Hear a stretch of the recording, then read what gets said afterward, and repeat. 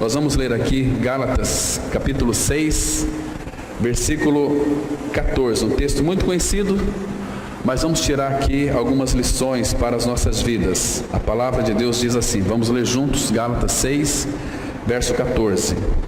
Mas longe esteja de mim gloriar-me senão na cruz de nosso Senhor Jesus Cristo, pela qual o mundo está crucificado para mim e eu para o mundo. Vamos ter mais uma palavra de oração, pedindo que o Senhor nos oriente nessa reflexão. Nosso bom Pai, graças te damos porque Tu és grande, Tu és santo, Tu és um Pai tão maravilhoso. Obrigado, Pai, por esta manhã tão preciosa, porque nós podemos abrir a Tua palavra, que Teu Espírito Santo venha nos instruir, venha, Pai, se revelar a nós, venha abrir a Tua palavra para nós, venha nos dar sabedoria para que compreendamos o que Tu dizes na Tua palavra. Pai Santo, ministra aos nossos corações. Não permita, Pai, que a Tua palavra venha cair em solo que seja de fato duro, espinhoso e no meio de pedras, mas que a Tua palavra encontre em nossos corações um solo preparado, receptível à Tua palavra. Por isso, Pai, nós entregamos nas Tuas mãos este tempo que vamos passar aqui. Esperamos, ó Pai, que Tu venhas falar conosco. Essa é a nossa expectativa. Este é o nosso desejo, de conhecermos o Senhor e de ouvirmos a Tua voz. Nós oramos em nome do Senhor Jesus Cristo. Amém. Irmãos, esse versículo aqui nós temos falado, proclamado, poucas pessoas têm de fato experimentado em realidade espiritual. Gloriar-se na cruz. Então Paulo tinha onde se gloriar, que obviamente era na cruz. Mas por que razão que Paulo se gloriava tanto na cruz? Claro que o fato aqui, bastante interessante, é que o mundo está crucificado para ele. Irmãos, o que significa estar crucificado? Significa estar morto. Significa que algo foi executado em nós e foi removido, algo que de fato trazia para nós a separação do Pai, que era o nosso pecado. Que crucificar significa tornar inoperante algo, porque o pecado com que todos nós nascemos, habitado em nós, então ele produzia os pecados, os desejos malignos que aparentemente, do ponto de vista nosso, eram muito bons, mas do ponto de vista do Pai, tudo que sai de um coração que não foi trocado pelo Senhor, é um coração perverso. Essa é uma dura verdade, irmãos, mas ela tem que ser proclamada, tem que ser entendida por nós, e tem que ser de fato vivida e experienciada, né? Então, na cruz, outro detalhe que é muito importante, nessa cruz Paulo se gloriava porque na cruz Paulo ele entendia, ele conseguia enxergar toda a revelação do amor de Deus. Vede que grande amor nos tem concedido o Pai, a ponto de sermos chamados filhos de Deus. Então, Paulo se gloriava na cruz porque a cruz, no qual até então, antes de ter uma experiência com ela, ele estava mesclado com este mundo. E Paulo, irmãos, ele, dentro deste mundo, ele conseguia ocultar algumas das suas mazelas, a sua cobiça e tantos outros desejos que está implicitamente quando ele trata ali em Romanos capítulo 7, né? Ele diz assim, quando ele fala lá em Romanos 7,18, porque eu sei que em mim, isto é, na minha carne, não habita bem nenhum. Irmãos, isso é muito sério.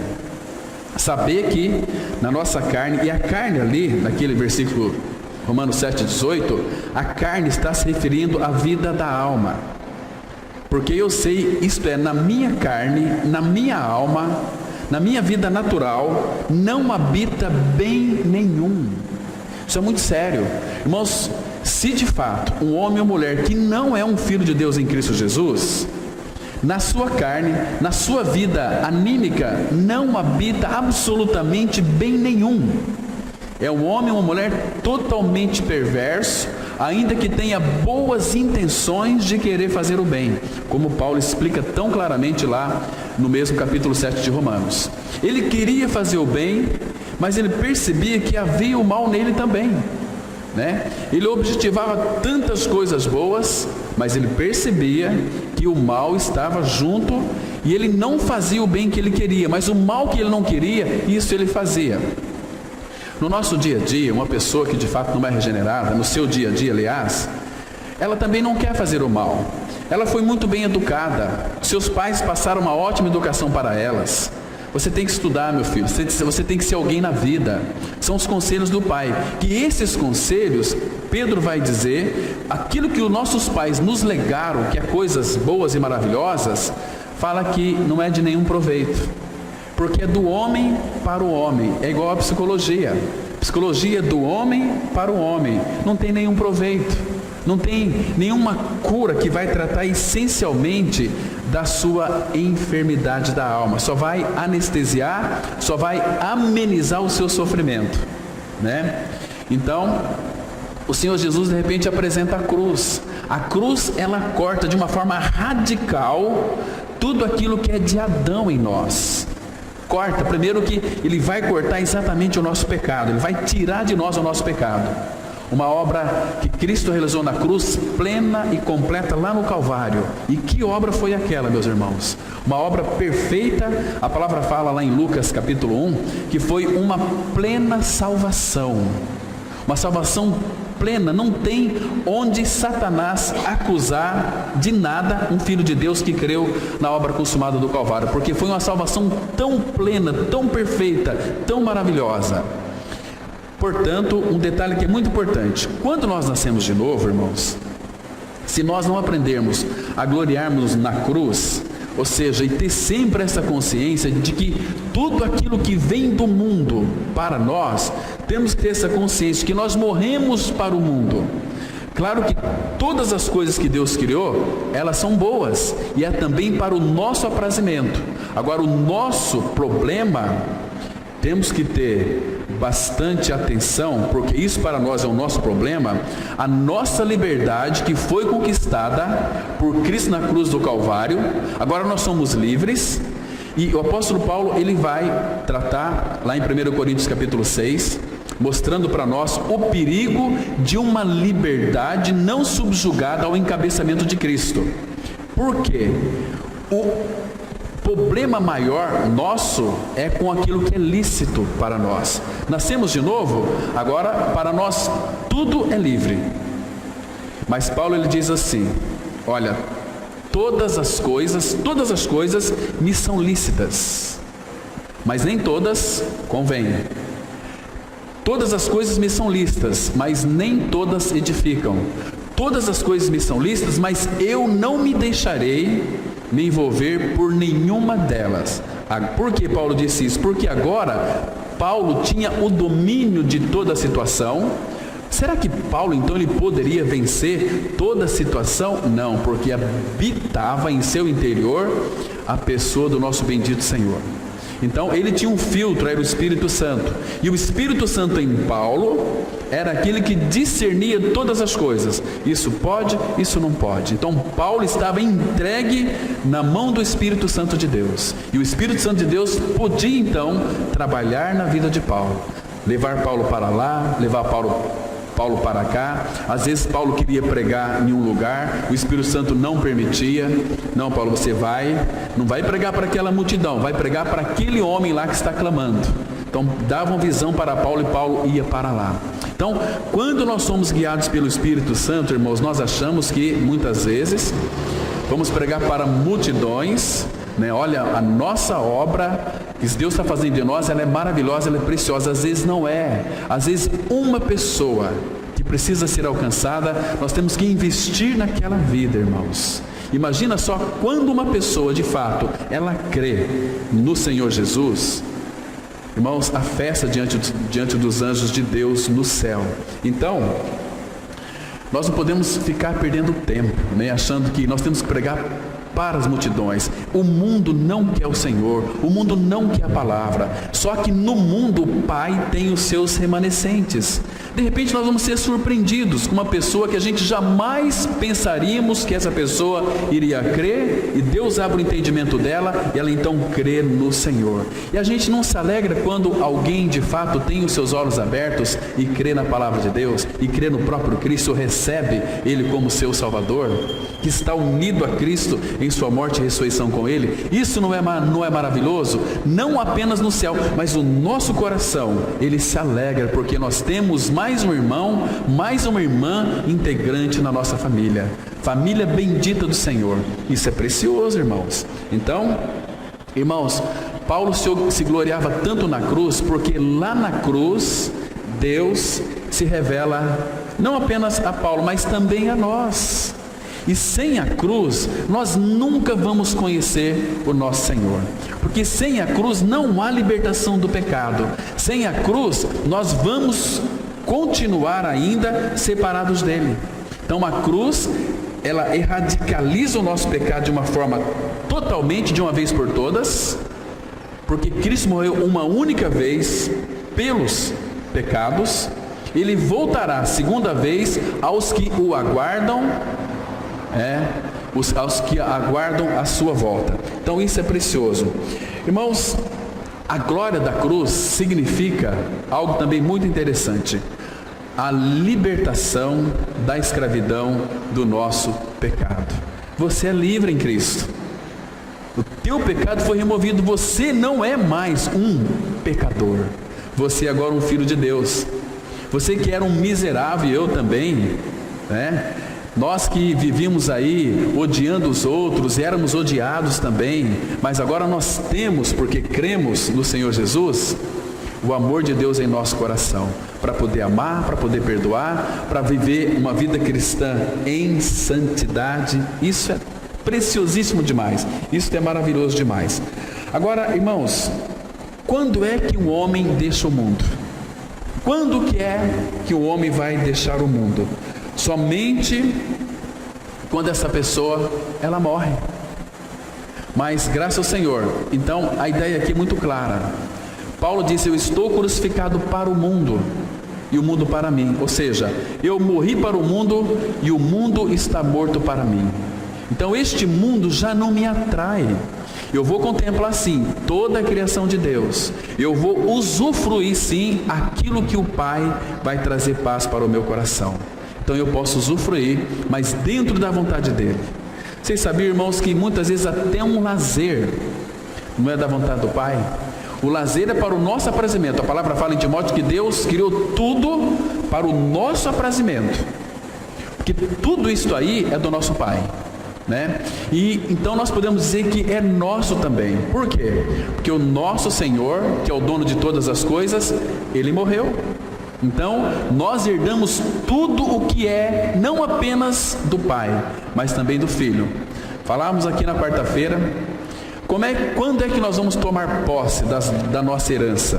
A palavra fala assim, que quando nós somos filhos, porque lá em Romanos 8, versículos 16 e 17, a Bíblia diz assim: e porque vocês, o Espírito Santo testifica com o nosso espírito que somos filhos de Deus. E se somos filhos, somos herdeiros. Por que nós somos herdeiros? Porque Jesus morreu. Então Ele deixou para nós o testamento. Nós podemos nos apropriar das suas riquezas, que começa nele. Lembra quando o Senhor Jesus ele falava assim: tudo que o Pai tem é meu? Lembra? Então, irmãos, tudo que o Pai tem é meu e é seu também. Porque a obra da cruz fez com que nós fôssemos herdeiros dele. Mas, irmãos, quando nós contemplamos o nosso amado Senhor, quando nós contemplamos tudo aquilo que é do Pai, o que é melhor nós ficarmos? Com Ele. Porque, irmãos, é tão precioso você ficar com o doador. O nosso Senhor Jesus Cristo, Ele é tão agradável. O falar do nosso Senhor Jesus Cristo é tão doce, Os olhos dele é uns olhos tão lindos. Nós vimos, depois você pode ir lá em Cântico capítulo 5, quando a noiva descreve o seu amado noivo, o nosso Senhor Jesus. Ele é preciosíssimo demais, Ele não pode ser comparado com qualquer outra pessoa, porque Ele é o mais formoso de todos os homens. Nada se compara ao nosso amado Senhor. Então, Ele é o nosso irmão mais velho. Ele é o cabeça que governa toda a igreja.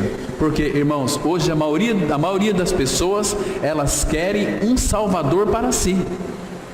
Irmãos, mas não para aqui. Ninguém quer ser governado por Cristo. Ninguém quer ser dirigido por Cristo. Então, se Cristo é o nosso Rei, Ele deseja governar a nossa vida. Mas o nosso Rei, irmãos, Ele é um cavaleiro tão magistral, porque Ele é manso e humilde de coração. Só que o nosso Rei, Ele compartilha tudo aquilo que Ele tem e é com cada um de nós. Agora, quando nós vemos algumas pessoas no meio do povo de Deus que vivem uma vida miserável de Cristo, em todas as outras áreas também será miseráveis. Então, infelizmente, irmãos, muito não tem desfrutado de Cristo. Não tem desfrutado de Cristo.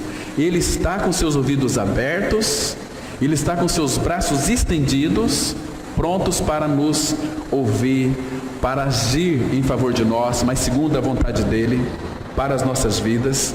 Então isso é maravilhoso, irmãos. Agora, um detalhe aqui que é muito importante: longe esteja de mim gloriar-me, senão na cruz de nosso Senhor Jesus Cristo, pela qual o mundo está crucificado para mim. Irmãos, aqui nós temos uma verdade que está implícita, a gente vai analisar ela aqui agora. A vontade do nosso Pai é quando nós nascemos neste mundo, com a natureza adâmica, é da vontade do Pai nos tirar deste mundo. Lembra lá de Gálatas? Abra lá em Gálatas 1, versículo 4. Gálatas 1, verso 4. A Bíblia traz aqui uma revelação tão preciosa para nós, tão maravilhosa. Ela diz assim, olha, presta atenção, Gálatas 1, versículo 4. O qual se entregou a si mesmo pelos nossos pecados, para nos arrancar pela raiz, ou seja, desarraigar deste mundo perverso. Então este mundo, o que o mundo é? Perverso, segundo a vontade de nosso Deus e Pai. Então, é da vontade dele nos arrancar pelas raízes deste mundo, para que nada tenha em nós deste mundo, arrancar pela raiz, Agora, irmãos, abra aqui no Evangelho de João, capítulo 1, versículo 13. João 1, verso 13. Temos uma declaração tão linda aqui, irmãos, que dá para fazer. Nós temos que ler esses dois versículos juntos. Então, se fomos desarraigados deste mundo, foi pela vontade dele. Diz assim, João 1, verso 13. Os quais não nasceram do sangue, nem da vontade da carne, nem da vontade do homem, mas de Deus. Foi Deus quem quis que nós pertencêssemos à família dele, nos dando toda a condição. Então, Ele deu para nós uma coisa chamada Jesus Cristo, uma pessoa, e deu um instrumento para eliminar o nosso pecado, que foi lá naquela cruz. Por isso, irmãos, que a cruz é o coração e o centro da mensagem de Deus. Isso é tão maravilhoso. Se você olhar para o seu corpo, você se lembra quando você tinha aí 15, 16 anos, ou quem tem 15, 16 anos hoje, amanhã ou depois, daqui uns 30, 40 anos, vai ver que a estrutura do seu corpo, ela começa a se deteriorar, a gente começa a envelhecer, então o nosso corpo começa a se corromper. Por que isso acontece conosco? Porque, irmãos, nós fomos envenenados pelo veneno da serpente, fomos picados por um veneno mortífero. Isso chama-se pecado. Quando Adão ingeriu daquele fruto, todos nós estávamos ali absorvendo aquele mesmo veneno. Então, qual que é o remédio para esse veneno? O antídoto é a cruz. porque a cruz, ela dissipa, ela corta, ela irradicaliza de uma vez por todas essa natureza pecaminosa, este veneno da serpente com que todos nós nascemos. Então vamos analisar um pouquinho hoje para a gente entendermos mais, algo mais sobre a glória da cruz. Então a morte de Cristo na cruz, em expiação pelos pecadores, é a verdade central de toda a Bíblia. Se você pegar desde Gênesis até Apocalipse, a verdade central é Cristo e a sua cruz. Começou lá em Gênesis 3,15, Gênesis 3,21. Então todo o Antigo Testamento você vai ver sempre Cristo e a cruz em figuras, e a totalidade revelada e manifestado no Novo Testamento, né? Como Paulo escreveu aqui: longe esteja de mim gloriar-me, a não ser na cruz de nosso Senhor Jesus Cristo, pela qual o mundo está morto para mim, eu estou morto para o mundo. A pergunta, ela pode... O que você pensa a respeito da cruz? A pergunta pode ser considerada de pouca importância, mas ela se refere profundamente ao bem-estar eterno de sua alma.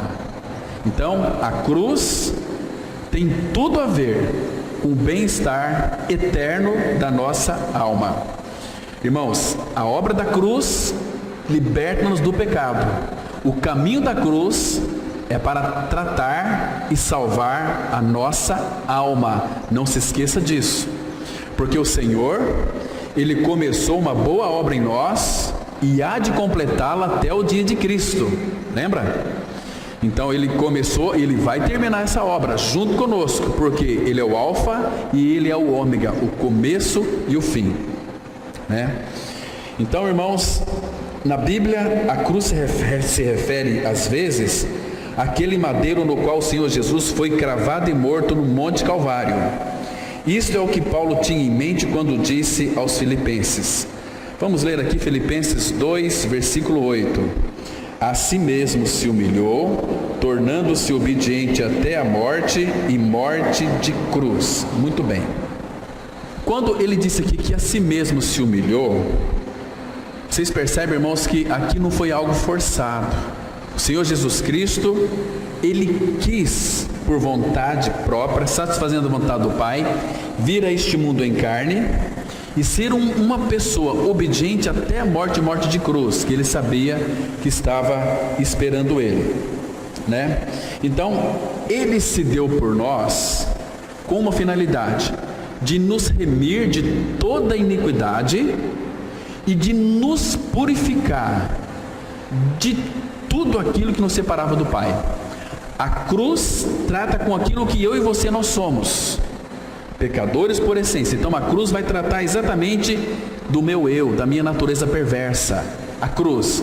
Agora o sangue de Cristo vai tratar da purificação dos nossos pecados. Por isso que a obra da cruz ela é tão perfeita, tão plena, que não ficou nenhum resquício para Satanás nos acusar. Aqueles pecados que nós cometemos anteriormente, o sangue que foi vertido na cruz nos purificou totalmente, plenamente. Dos pecados que você venha cometer futuramente, já está tudo colocado na conta de Cristo, o sangue que foi vertido. Agora, lembrando de uma coisa muito interessante: se nós, irmãos, ficarmos descuidados e vivermos uma vida para nós mesmos, se cremos em nossa morte com Cristo, ressurreição com Ele, o Pai vai nos corrigir. Às vezes é uma correção muito dura, mas Ele vai nos corrigir, porque Ele ama, Ele corrige aquele quem ama de fato, né? Mas essa palavra aqui, irmãos, ela é muito empolgante. A si mesmo, Ele quis, Ele se humilhou. Em que sentido? Irmãos, o Senhor Jesus Cristo é Deus. Imagina aquele que é o Todo-Poderoso. Ele se entra dentro de um funil e se torna homem, igual eu e você. Se torna carne.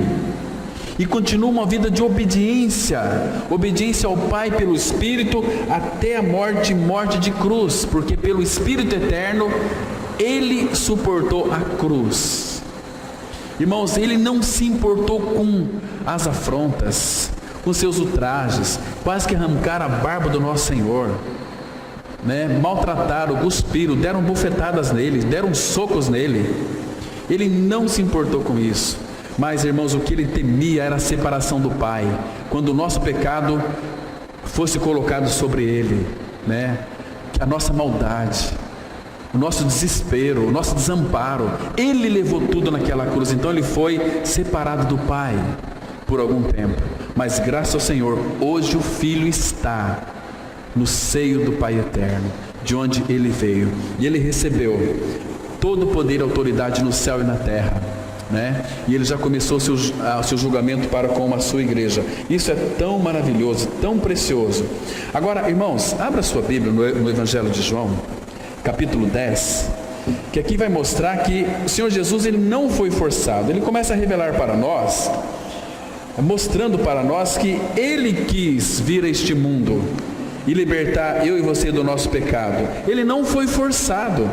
Vamos ler alguns versículos aqui de João capítulo 10. Olha o versículo 11, que diz assim, João 10, versículo 11. Eu sou o bom pastor. O bom pastor dá a vida pelas ovelhas. Percebe? Então, ele mostra que é bom, porque ele se doa a cada um de nós. Olha só agora o versículo 14, que diz assim: eu sou o bom pastor, conheço as minhas ovelhas, e elas me conhecem a mim. Assim como o Pai me conhece a mim, e eu conheço o Pai, e dou a minha vida pelas ovelhas. Está vendo, irmãos, que não é nada forçado? Ele dá a sua vida por nós que somos ovelhas dele.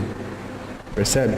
Nós não somos ovelhas de pastor aqui humanos, somos ovelhas do pastor que é Cristo, né? Tem muitos que falam assim: olha, eu tenho umas ovelhas lá na minha comunidade, as minhas ovelhas. Isso é usurpar o lugar de Cristo, isso é uma ofensa ao nosso amado Senhor. Ele é o nosso pastor. Uma função pastoral é simplesmente, cada um de nós aqui é um pastor. Os homens, eles são o cabeça ali dos seus lares. Nós homens temos que pastorear o coração das nossas esposas, coração dos nossos filhos, provendo a eles um alimento espiritual, um alimento material, né? Palavras agradáveis, instruções sábias que recebemos do nosso Supremo Pastor para passar para os nossos filhos, né? Mas o que chama a atenção, irmãos, que o Senhor Jesus, ele não foi forçado a dar a sua vida, ele quis dar. Olha o versículo 17 e 18. Esse capítulo 10 de João, ele é tão lindo, tão precioso. E o versículo 17 ele diz assim: por isso o Pai me ama, porque eu dou a minha vida para a reassumir. Ninguém a tira de mim. Quando ele diz aqui ninguém a tira de mim, ele está dizendo o seguinte: olha, lá naquela cruz, ninguém poderia tirar a minha vida. Mas lá naquela cruz, vocês se lembram quando ele disse está consumado? Então ele rendeu, ele entregou o Espírito, porque se ele não entrega, ele nunca morreria, porque ele é a vida. Como ele iria morrer? Então, ninguém a tira de mim, pelo contrário, eu espontaneamente a dou. Tenho autoridade para entregar e também para reavê-la. Este mandato recebi de meu Pai. Olha só, irmãos, que coisa mais linda. Quem consegue tirar a vida da vida, que é uma vida eterna? Então, porque ele entregou, então o Pai deu a ele autoridade para entregar a sua vida, porque ele queria entregar a sua vida, e também autoridade para reavê-la. Por isso que nós estamos seguros aonde? Em Cristo. Morremos com ele e ressuscitamos com ele. Então Cristo é a nossa vida. Então a si mesmo se humilhou, tornando-se obediente até a morte e morte de cruz. Muito claro o texto aqui, irmãos. Esses textos de João 10 com Filipenses 2 de 5 em diante, nós temos que ler juntos, irmãos, e nos gloriar, nos alegrar, porque isto é uma verdade real e nós temos que experimentar essas realidades para a nossa vida, que habita em nosso interior um rei que é tão complacente, compassivo, que é manso, que é humilde de coração, que ama através de nós, usa-nos para amar, para viver uma vida neste mundo tenra, uma vida de santidade, porque nós temos a natureza divina em nós, né? Não temos alguma coisa aí que seja menor do que isso, nós temos a vida eterna. Não há dois caminhos para o céu, é o mesmo caminho para todos que vão para lá e, portanto, a cruz sempre foi ofensiva para homens nobres e de poder. Irmãos, a cruz, ela é antirreligiosos. A cruz, ela é anti-humanismo. Hoje em dia as pessoas têm uma tendência, irmãos, de trazer a pessoa para o seu reduto e fazer discípulos com o seu humanismo, com palavras de lisonja, com melação. Começa porque todos nós somos carentes, não somos? Carentes de afeto. E as pessoas vêm, passam a mão na nossa cabeça, nos dá aqueles abraços, ai, você é muito especial. Aí ela fala até assim, você é tão especial para Deus, né? Mas na verdade ela está dizendo, você é tão especial para mim, né? E assim vai, e começa a trazer para o seu reduto um monte de discípulos e discípulas, e prende-os ali. Mas quando aqueles discípulos começam a conhecer a palavra, começa a mostrar na palavra que não é assim, então aí já tem um grande atrito, uma grande confusão, uma grande briga. Conhecer o Senhor, não conhecer o Senhor, né? São aqueles que não entram e não deixam quem quer entrar também, barrando o caminho, né? Porque a cruz de Cristo, irmãos, ela é muito ofensiva. Por quê? Porque ela vai tratar exatamente daquilo que mais dói em nós, que é o nosso orgulho, né? Que é a nossa altivez, porque nós gostamos de querer ser os melhores. O mundo sempre seleciona os melhores. Você vê nos esportes, quando convoca a seleção brasileira, eles convocam os piores, convoca sempre os melhores. Agora a cruz, ela faz uma convocação para os piores. E nesse time ninguém perde, porque a palavra fala que nele, em Cristo, nós não somos apenas vencedores, nós somos mais do que vencedores. Por quê? Porque quando nós entramos nessa luta, nós sabemos que a vitória é certa, que a vitória é ganha, porque já foi conquistada por Cristo lá naquela cruz. Isso é maravilhoso para cada um de nós, né? Então poucos reis e rainhas já se inclinaram humildemente diante dela. Os homens têm coberto a cruz com algumas decorações finas, e eles disseram que a amam. Mas não era a cruz que importava, eram os enfeites vistosos. Às vezes enfloreamos tanto a cruz, que às vezes nem mencionamos, irmãos, em nossas ministrações. A gente vê hoje, irmãos, um descaso da cruz.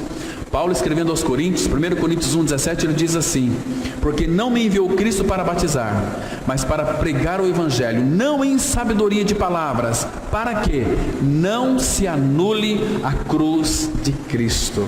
Porque na cruz de Cristo é o lugar onde nós podemos nos gloriar. Porque foi na cruz que ali o nosso amado Senhor, Ele morreu. E é pelo caminho da cruz que Ele vai tratar com a nossa vida da alma, né? Vai subjugando ela cada vez mais. Então nós vemos atualmente homens que odeiam a obra da cruz, e no entanto dizem, nós também pregamos o Evangelho. Eles alteraram, eles o deformaram, irmãos, não pregam. Eles criaram outro evangelho. Mas veja o que o apóstolo Paulo diz em Filipenses 3, 18 e 19, que diz assim: pois muitos andam entre nós, dos quais repetidas vezes eu vos dizia, e agora vos digo até chorando, que são inimigos da cruz de Cristo. O destino deles é a perdição, o Deus deles é o ventre, e a glória deles está na sua infâmia, visto que só se preocupam com as coisas terrenas. Irmãos, Paulo está dizendo aqui uma coisa muito séria. Ele diz, muitos andam entre nós, dos quais eu não me canso de falar para vocês. E agora vos digo até chorando, porque eles vão perecer, porque são inimigos da cruz de Cristo. Quem são esses inimigos da cruz de Cristo, irmãos? É aqueles que querem chegar até o Pai por outro caminho que não seja a cruz. Não tem outro caminho, irmãos. Se não passar pela cruz, nós nunca vamos alcançar o nosso alvo, que é o próprio Senhor. Mas não tem possibilidade.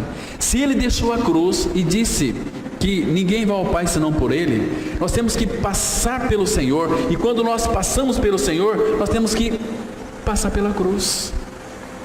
Passar pela cruz. E a Bíblia, irmãos, ela não tem novidade nenhuma para nós.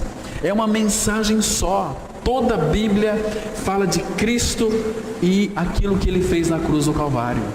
Não tem outra mensagem. Leia as Escrituras, desde o Antigo Testamento até o Novo, você vai verificar. Você não vai encontrar um outro caminho que leve a Deus, senão pela cruz. Agora, irmãos, muitos eu sei que às vezes professam um cristianismo. Se professam ser cristão e não passou pela cruz, são falsos irmãos, que a Bíblia diz. Quer ver só? Vamos ver alguns textos. Abra aí em Tito 1, verso 16. A Bíblia é tão clara em mostrar isso para nós. Tito 1, versículo 16. Nós vamos ver, esses são os inimigos da cruz, que diz assim, olha, Tito 1, verso 16. Paulo escrevendo, ele diz assim, pelo Espírito Santo: no tocante a Deus, professam conhecê-lo. Nós conhecemos a Deus, nós conhecemos a verdade. Entretanto, o negam por suas obras. Lembra que Tiago disse lá, uma fé sem obras é morta? O que isso significa? Se eu professo uma vida de crucificado e não vivo como crucificado, a minha fé, ela é morta, ela não tem ação, porque a fé é o Espírito Santo operando e revelando esta fé que é o próprio Senhor na minha vida, e para que eu então haja segundo aquilo que eu creio. Agora, não adianta eu professar com meus lábios, mas se eu não tenho uma ação, uma prática coerente com aquilo que eu professo, a palavra fala que nós estamos negando o Senhor, nós temos que negar nós mesmos, não o Senhor. No tocante a Deus, professam conhecê-lo, entretanto, o negam por suas obras, por suas práticas, ou seja, vivem uma vida que não condiz com aquilo que professam. São falsos irmãos, né?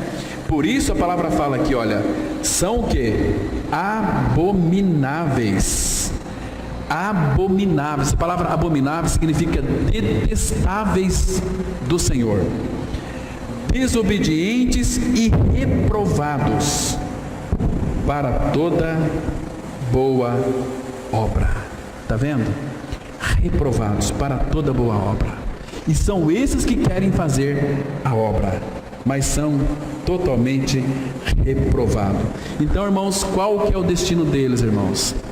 Um pouquinho para frente aí, 1 Tessalonicenses, 2 Tessalonicenses, aliás, capítulo 1, versículo 8. Aqui tem dois grupos de pessoas: os que são inimigos da cruz e aqueles que de fato são ímpios ou são perversos, que a palavra fala. Segunda epístola de Paulo aos Tessalonicenses, capítulo 1, versículo 8 e 9, que diz assim, olha, em chama de fogo, tomando vingança contra os que não conhecem a Deus. Quem que não conhece a Deus? São os ímpios.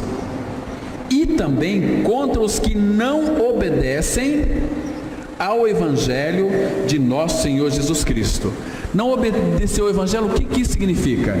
Não viver uma vida de morte e ressurreição com Ele, não viver uma vida de crucificado com Ele. São esses que não obedecem.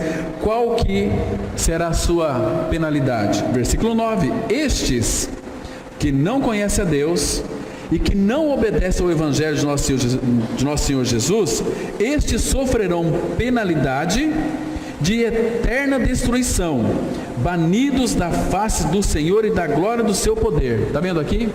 É a mesma palavra que Paulo está dizendo aqui, mas de uma outra forma. Pois muitos andam entre nós, dos quais repetidas vezes eu vos dizia, e agora vos digo até chorando, que são inimigos da cruz de Cristo.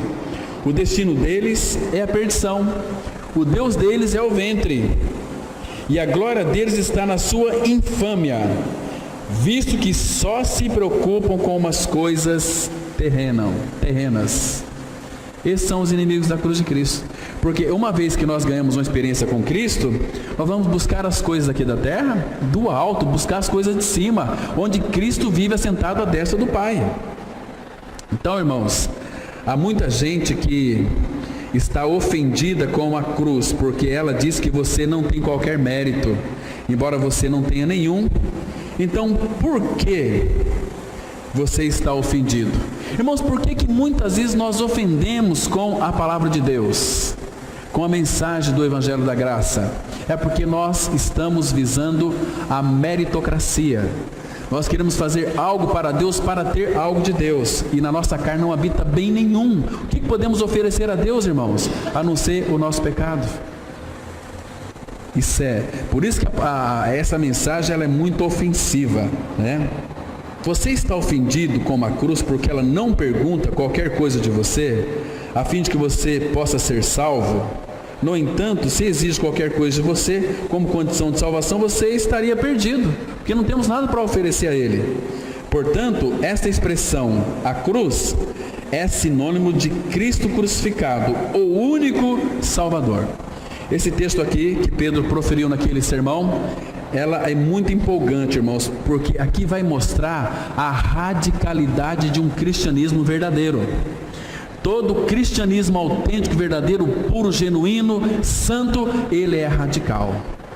Ele exige a morte do pecador, ele exige a vida santa do pecador, sede santo porque eu sou santo, exige uma renúncia absoluta de nós, porque, irmãos, sem Ele não tem salvação. Vamos ler aqui Atos 4, versículo 12, que diz assim: e não há salvação em nenhum outro, porque abaixo do céu não existe nenhum outro nome dado entre os homens, pelo qual importa que sejamos salvos. O cristianismo é ou não é radical? Por que ele é radical? Porque não há salvação em nenhum outro. Nenhum outro, então é radical. Só há um mediador entre Deus e os homens, Jesus Cristo, homem. Isso é ser radical, isso é radicalismo. Entende? Mas o mundo não entende. O povo aí que se denomina evangélico não entende, irmãos, porque quer um atalho para chegar até o Pai, mas nunca vão chegar lá se não passar pela cruz. Há uma eternidade aí esperando, ou nós para vergonha e horror eterno, ou para uma vida de gozo e paz eternamente. Isso faz toda a diferença. Então, irmão, observa aqui que não tem outro. Ele veio para te libertar dos seus pecados, porque Jesus, Ele é o Emanuel, Ele que veio para nos libertar, nós, dos nossos pecados. Os nossos pecados eram nossos. Imagina só, tudo que é ruim estava em nós. Ele veio tirar isso de nós e veio habitar em nós, para que nós vivamos a bondade dEle, a santidade dEle, a vida dEle, a essência dEle. Irmãos, é tão precioso o nosso Senhor, né? Que maravilhoso é o nosso Senhor. Jesus Cristo crucificado era o gozo e a delícia, o consolo e a paz, a esperança e a confiança, o fundamento e o lugar de repouso, a arca e o refúgio, o alimento e o remédio da alma de Paulo. Coloquei alma aqui porque Paulo era um homem maduro, tinha uma alma tratada. Se vocês lerem as orações de Paulo, todas elas, pega um caderno, leia as suas cartas, você vai encontrar muitas orações de Paulo ali. Você vai perceber, irmãos, que ele nunca fez uma oração em benefício próprio. Nunca você vai encontrar ali. Absolutamente. Então, você quer ter uma vida próspera com o Senhor? Esqueça de você. Esqueça de você. Começa a orar em favor dos seus irmãos, das suas irmãs. Paulo não orava pelo mundo, irmãos. Ele orava pela igreja, pelos irmãos, individualmente, nominalmente. Ele dizia assim para alguns irmãos: imagina se você receber uma carta de Paulo, falasse assim: olha, meu irmão, eu tenho orado por você durante 3 anos, noite e dia, e com lágrimas. Puxa vida, como é que você vai pegar essa carta? Vai ficar tão indiferente? O irmão Paulo está orando por mim, faz 3 anos que ele ora por mim, noite e dia, e com lágrimas. Eu preciso de encontrar o irmão Paulo, eu quero abraçá-lo. Irmãos, que alma tratada tinha o apóstolo Paulo. Que homem incrível, irmãos. O que é ser uma alma tratada? Porque ele orava para que o nosso amor aumentasse mais e mais, em todo conhecimento, em toda percepção. Ele orava para que a nossa fé não desfalecesse. Ele orava para que nós então pudéssemos prosseguir para o alvo. Ele orava para que nós acolhêssemos os que são os débeis na fé. Porque é um perigo de nós crescermos em Cristo, e esquecermos daqueles que estão à nossa volta, os nossos irmãozinhos que têm dificuldade. Esse era o apóstolo Paulo. Irmãos, que grande homem o Senhor tinha ali no apóstolo Paulo. Era um homem tão especial para o nosso Senhor, né? Ele trazia no corpo as marcas de Cristo. Que marcas são essas, Paulo? Olha aqui as minhas costas. Talvez ele nem se interessaria em mostrar as chibatadas. Tudo isso aqui é por causa de Cristo. Mas isso aqui nunca me trouxe uma dor na minha alma. Muito pelo contrário, me trouxe alegria. Porque quão precioso é sofrer por causa de Cristo. Paulo sofria pela igreja. Irmãos, qualquer dia desse nós vamos tratar aqui sobre as orações do apóstolo Paulo. Que precioso, como nós somos tão egoístas. Nós oramos pela nossa família, nós oramos pelo nosso trabalho, nós oramos pelo meu. Tem que orar sim, irmãos, mas não se esqueça de expandir tuas orações, orar segundo a vontade do Pai. Nosso Pai, Ele vai encontrar caminhos em nossas vidas para poder se manifestar, para poder agir, para poder operar. É tão precioso. Então aqui nós vemos algo tão precioso que o apóstolo Paulo de fato fazia. Ele não pensava no que ele mesmo tinha feito e tinha sofrido. Não meditava em sua própria bondade, sua própria justiça. Ele amava pensar naquilo que Cristo tinha feito e Cristo tinha sofrido. Na morte de Cristo, na justiça de Cristo, na expiação de Cristo, no sangue de Cristo, na obra acabada de Cristo, nisto ele se gloriava. Este era o sol de sua alma. Este era o tema sobre o qual ele amava pregar. Paulo, ele nunca falou de si mesmo, irmãos.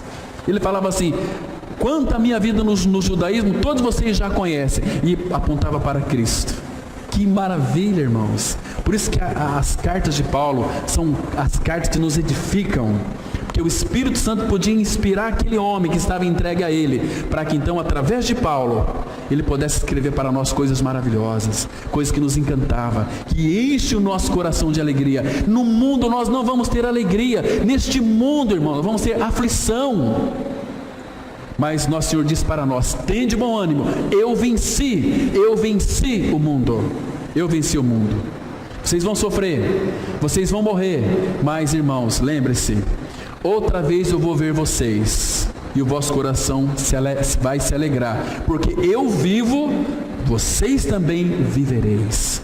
Que Cristo nós temos, irmãos. Ele é a própria vida encarnada. Então Paulo amava falar de Cristo e a obra. Então por isso que Paulo se gloriava na cruz. A glória de Paulo era a cruz. Paulo fala para nós deste Senhor Jesus, é Cristo e a cruz. Olha, eu me glorio tanto na cruz. Paulo só pensava em Cristo e a cruz. É precioso. Veja aqui, ele estava dizendo aqui em Atos 26, 22 e 23. Vamos ler juntos.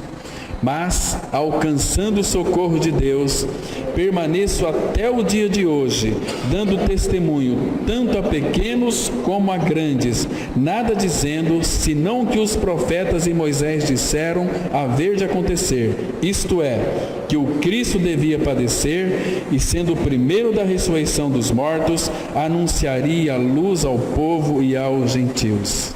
Veja aqui, ele foi alcançado pelo Senhor. Então ele diz que permaneço, eu sou perseverante, eu não retrocedo, eu vou para frente, caminho para o alvo. Eu dou testemunho tanto a pequenos como a grandes, nada dizendo, senão que os profetas e Moisés disseram haver de acontecer. O que os profetas e Moisés disseram? Que Cristo havia de padecer e morrer e ser o primeiro da ressurreição. Olha, você tem que apreciar essa palavra aqui, irmãos. Sendo Cristo o primeiro da ressurreição. Se Cristo vai ser o primeiro da ressurreição, quem que é o segundo? Quem que é o segundo da ressurreição, irmãos? É você, é eu, somos todos nós aqui como igreja, porque Ele é as primícias do que dorme, daqueles que já foram. Ele é as primícias, mas pode ter certeza, se Cristo é a sua vida, Ele é o primeiro que ressuscitou. Agora, segundo, vai ser eu e vai ser você, em breve tempo. Isso é tão maravilhoso.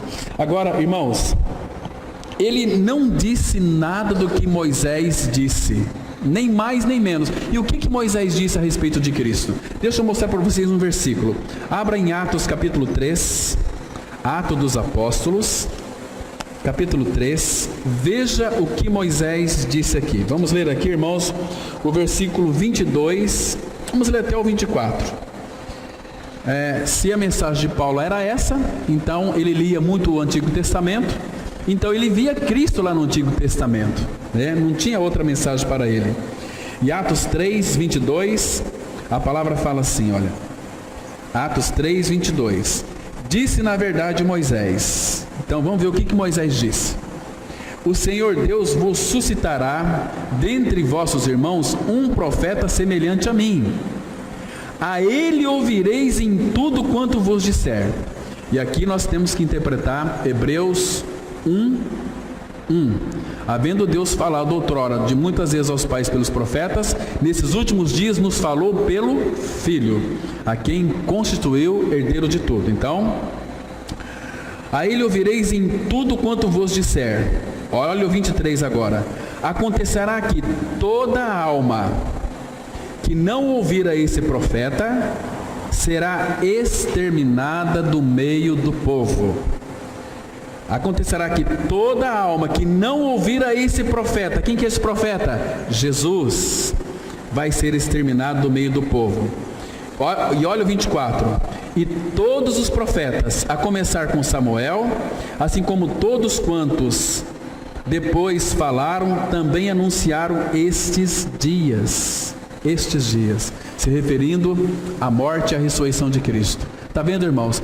Paulo, ele não foi um inventor de uma nova mensagem.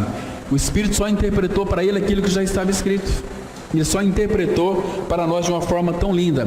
E ele continua dizendo, abra em 1 Coríntios 15, 1 Coríntios capítulo 15, texto que nós conhecemos tão bem. Aí a palavra, ela nos mostra algo muito interessante. Paulo, então, ele nada dizia mais, então ele sempre vai fazer lembrado ou notificar este evangelho para nós. Ele diz assim, 1 Coríntios 15, a partir do verso 1. Irmãos, presta atenção que ele está escrevendo para irmãos, não para o mundo, está escrevendo para a igreja. Irmãos, venho lembrar-vos o evangelho que vos anunciei, o qual recebestes e no qual ainda perseverais. Está vendo aqui? A diferença daquele que creu e não creu é a perseverança. O que creu vai perseverar neste evangelho radical. O que não persevera é que nunca creu, só teve um conhecimento intelectual e se desviou. Aí vai surgir muitos argumentos, né? Como é que você fala que uma pessoa que nasceu de novo não perde a salvação, sendo que fala que perde? Lembra aquele irmão que foi batizado, aquele irmão que aceitou Jesus, foi batizado, ele se desviou. Não é que ele se desviou, ele nunca foi um filho de Deus. Ele foi apenas um crente religioso. ele foi apenas um evangélico, ele apenas creu numa doutrina, ele apenas creu num sentimentalismo humano, que o levou para frente, fez ele aceitar Jesus, fez ele descer as águas, mas ele nunca nasceu de novo. Então ele pode se desviar, porque o Filho de Deus, em Cristo Jesus, aquele que morreu com Cristo, ressuscitou com Cristo, é perseverante. É perseverante. Por que você não se desvia? Porque você creu. Agora, se você não creu, você vai se desviar. Você vai cair de um lugar que você estava quase alcançando. Jesus fala assim, né? Tem pessoas que estão perto do reino de Deus, quando ele falou para aquele intérprete da lei. Você sabe a lei muito bem, você sabe os mandamentos, você não está longe do reino. Ele conhecia tudo, você não está longe. Se não está longe, está perto. Se está perto, não significa que está no reino. Porque o reino de Deus, ele é colocado dentro de nós. E se ele vem para dentro de nós, ninguém mais tira. Porque a salvação, vimos domingo passado à noite, ela é eterna. Ela é eterna, né? Então Paulo fala assim: perseverais, versículo 2, por ele, pelo evangelho, também sois salvos, se retiverdes a palavra tal como a vô-la preguei, a menos que tenhais crido em vão. Então há uma possibilidade de uma pessoa ter uma doutrina na cabeça de novo nascimento, ter uma doutrina na cabeça do evangelho da graça e nunca experimentar em realidade espiritual o seu novo nascimento em Cristo Jesus. Percebe aqui, irmãos? Então temos que estar bem atentos com relação a essas verdades. Mas vamos avançar um pouquinho mais aqui então. O poder salvador da cruz não depende de um acréscimo de fé. Trata-se de um poder salvador tão grande que a própria fé flui dele. Vamos ler aqui Efésios 2, versículo 8. Porque pela graça sois salvos mediante a fé, e isto não vem de vós, é dom de Deus. Irmãos, o que é uma salvação pela graça? Qual que é a finalidade da salvação pela graça? Qual que é o benefício que traz para nós? Lembra de Efésios 2:5? Antes de chegar no versículo 8, ele fala assim: estando vós mortos em vossos delitos e pecados, vos deu o que? Vida juntamente com ele. Não é separado dele, juntamente com ele. Pela graça sois salvos, e juntamente com ele nos ressuscitou e nos fez assentar nos lugares celestiais em Cristo Jesus. Aí ele fala: pela graça sois salvos mediante a fé. Isso não vem de vós. A fé não vem de nós. Eu tenho uma grande fé. Isso é mentira. Pela graça sois salvos mediante a fé. Isso não vem de vós. Você vê as pessoas falando o seguinte: eu tenho uma grande fé. Tem fé coisa nenhuma. Fé, ele é a nossa fé. Ele é o autor da fé. Ele é o consumador da fé. Então Cristo é a nossa fé. E nós só vamos ter uma fé. E a fé começa minúscula, como um grãozinho de mostarda, como aquela semente que foi plantada em nós. Que Cristo, ele é a semente divina. Quando cremos a nossa morte e ressurreição com Cristo, a semente vem para dentro de nós. Agora essa semente tem que crescer. Desenvolvei a vossa salvação com temor e tremor, porque é Deus quem efetua em vós tanto querer como realizar segundo a sua própria vontade. Então essa fé vai crescer. O que significa uma fé crescida em nós? Convém que ele cresça e que eu diminua. Quanto mais Cristo é formado em mim, mais a fé está crescendo em mim, mais eu tenho fé, porque ele é a minha fé. Ele se deu a mim para que eu pudesse crer nele. Ele me deu a fé para que com a fé dele eu pudesse crer nele. Jesus, ele fez tudo por nós, irmãos. Nós que somos negligentes, nós que somos, irmãos, preguiçosos, nós que temos uma tendência de desviar do Senhor, mas naquele grande dia, irmãos, vai ter tanto arrependimento, mas esses arrependimentos não terão mais efeito, porque não vai ter mais jeito. Hoje é o tempo, hoje é o momento oportuno para a nossa salvação. Qual que é o dia da salvação? Hoje. Abra aí, por favor, em 2 Coríntios capítulo 6, 2 Coríntios 6, texto precioso, irmãos, que se é hoje porque Deus tem pressa com isso. 2 Coríntios 6, verso 1. E nós, na qualidade de cooperadores com Ele, também vos exortamos a que não recebais em vão a graça de Deus. Porque pela essa graça que nós somos salvos. Porque Ele diz: eu te ouvi no tempo da oportunidade e te socorri no dia da salvação. Eis agora o tempo sobremodo oportuno, eis agora o dia da salvação. O dia da salvação é agora. Então você percebe que tem graça aqui? Não recebais em vão a graça de Deus. Por que ele disse aqui não recebais em vão? Porque muitas pessoas, irmãos, têm recebido em vão a graça de Deus. Porque ela não é misturada com fé, a palavra que ouvem. Então ele revela a sua graça e não mistura com fé a graça recebida em vão. Então não receba em vão a graça de Deus. Ouviu a palavra, Deus falou ao seu coração, fala: Senhor, tem misericórdia, fala mais comigo, se revela para mim. Vai buscar diante do Senhor, irmãos, mais recursos que Ele está aí para nos dar, para nos oferecer. Senão vai perecer. A cruz é o tema que Paulo amava abordar quando escrevia aos cristãos. É maravilhoso observar quão cheias geralmente estão as suas epístolas dos sofrimentos e da morte de Cristo. Seu coração parece estar cheio do tema. Ele o amplia constantemente, volta para ele uma e outra vez. É o fio dourado que corre através de todo o seu ensino doutrinário e suas exortações práticas. Paulo parece pensar que nunca será demasiado ouvir sobre a cruz, até mesmo para o cristão mais avançado. Isto é o que ele viveu durante toda a sua vida, desde a sua conversão. Ele diz aqui em 2 Coríntios 4:10, trazendo sempre, por toda parte, a mortificação do Senhor Jesus no nosso corpo, para que a vida de Jesus se manifeste também em nossos corpos. Irmãos, a única maneira do nosso Senhor se manifestar em nós é viver uma vida de crucificado. Não basta você confessar: já estou crucificado com Cristo, vivo não mais eu, mas Cristo vive em mim.